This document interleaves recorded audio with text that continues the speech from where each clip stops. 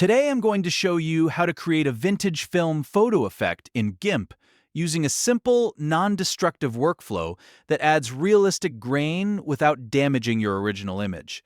This is a great technique if you want your photos to look more cinematic, more analog, or just a little more old school. And the best part is, once you learn this method, you can reuse it on almost any photo you edit in GIMP.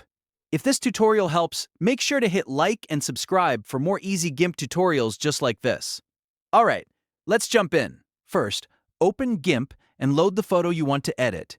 Any portrait, landscape, or street photo can work for this effect, but images with good contrast usually look especially nice. Once your image is open, we're going to create a new layer for the film grain so we can apply the effect safely without changing the original photo directly.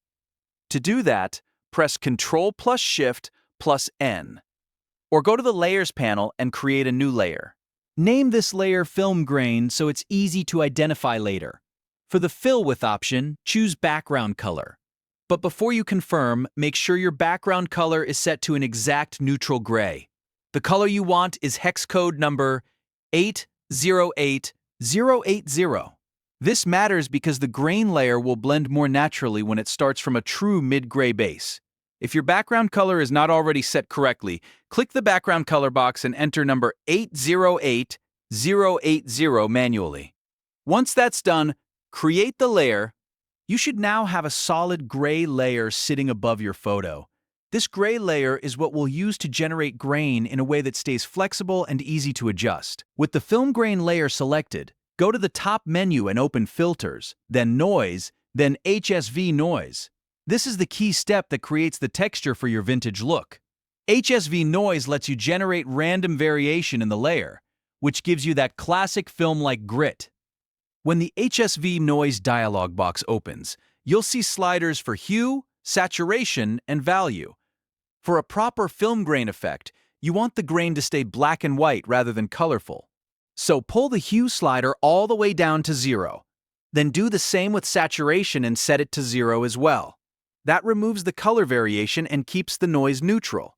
Now raise the value slider to add the grain effect itself. This controls how visible and strong the texture appears. If you want a subtle vintage look, keep it moderate. If you want a heavier, rougher film style, increase it more.